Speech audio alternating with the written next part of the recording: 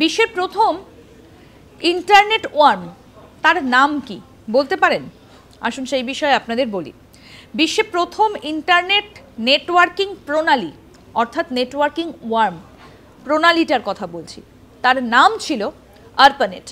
ARPANET হলো মার্কিন সমস্ত সংস্থার জন্য একটি কম্পিউটার নেটওয়ার্ক, যেটা 1969 সালে স্থাপিত হয়েছিল এবং যেটার তারপর থেকে আমরা দেখতে পাই যে ব্যাপক চাহিদা এবং সেটা আস্তে আস্তে ছড়িয়ে পড়েছিল।